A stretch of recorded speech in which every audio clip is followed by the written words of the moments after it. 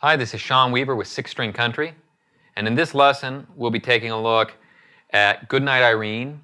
It is a folk standard. It's been recorded by a lot of different folks, and they say that it was first recorded by Leadbelly, and the Leadbelly version is great, but it's also recorded by Pete Seeger and the Weavers, also recorded by a gazillion folks in the years since. You know, there are versions by Eric Clapton, Tom Waits, Keith Richards, I'm sure Johnny Cash. Dr. John has a great version. I think Jack White. I mean, just go on YouTube and look for all the different versions of Goodnight Irene. It's fairly staggering. But I'll be showing you this in a couple different ways. In this lesson, we're just taking a look at beginning folk guitar techniques, and we'll be playing it in 4/4 time. And Mississippi John Hurt had a recording of Goodnight Irene. He played it in a different key and did it as a vocal, but he played it in 4/4. It's a nice, gentle finger-picking thing. So this is in that vein. Leadbelly did it in 3/4, and it really is a waltz. But for that lesson, it can be played both ways, even though it's commonly played as a waltz. And for that lesson, for the waltz lesson, take a look at the other lesson here on the website. But this one will be your basic folk finger-picking version. And we'll get our guitars. It's completely in standard tuning, no capo, and in the key of C. And we'll get going with the tune.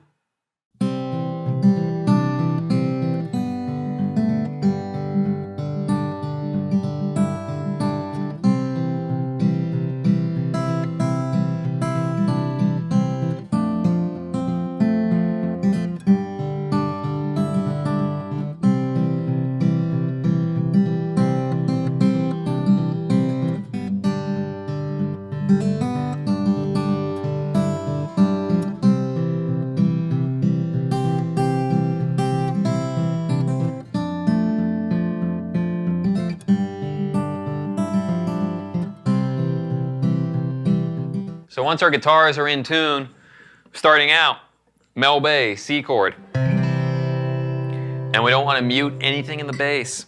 So the first thing is, all of that's just going to be ringing. My palm is not doing the Chet thing at all.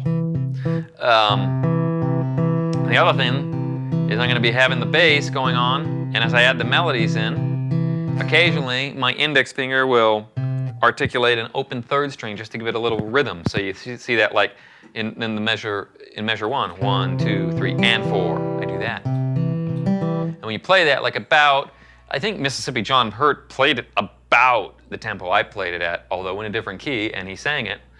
But you know, that's around 187, 188, 190. If you're going by the quarter note, which seems really fast if I just say it's at 190 beats per minute, but it's a feel thing, and it's pretty relaxed feeling, even though when you're playing like that. So this is not like an impossible thing. Shouldn't say impossible, but it's not like a really hard thing that's super fast, like playing like Jerry's Breakdown or something. It's a different kind of playing fast. So you're just like, the car is just moving along. But look at my left hand, look at how little it's doing. So the first thing is I'm just getting the C shape, and I'm getting my 5th string, and my open 3rd string, and my 2nd string. So that's on beat 1, and that's holding through for the whole 4 beats. 1, 2, 3, 4. And underneath is, so that's measure 1 right there. Now we've established the foundations of just this kind of folk finger picking, and we've played the first 16 bars, so we're going to go into the next part of the melody, and there's a little variation in the melody, but nothing too wild. So starting in measure 17, we're going to be back in our familiar C shape, and this melody, I will keep syncopating it. I'll tell you what, also in this lesson, I'm not going to talk as much about your options for simplifying it, as far as playing things right on the beat if you don't want to simplify, or even where I use my index finger on the 3rd string. But remember that from our previous lesson, that you can always simplify things back, especially if you're just starting out. So I'm starting with my thumb, 5th string. So I'm in the C shape, and it's 5th string, 3rd string, and 2nd string together. Your melody is up on the 2nd string. So the bass is going to keep being 5th string, 4th string, 5th string, 4th string. and what's going on top is second string, and then syncopate it again on the and of beat 2, 1, 2, and 3, and 4, and on the and of beat 2 and on the and of beat 3. So we put them together.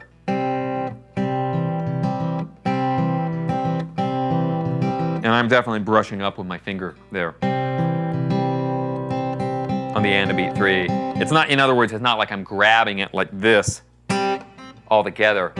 See, there's a difference. If I grab it, and things can start to sound kind of plunky, like we were talking about in the first lesson. Well, it's even more pronounced when it's the note in between, where it's like an open string. If you grab every open string in between,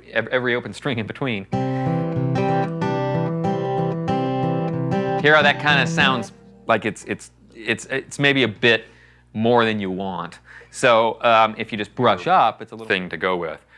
But if you're really practicing slowly, maybe you don't really practice strumming through all 3 strings. Maybe it's understood that that's something that when you're playing at tempo, sometimes your right hand might just be a little more. Playing this kind of guitar, even part of the charm of it is that the right hand might be a little more sloppy.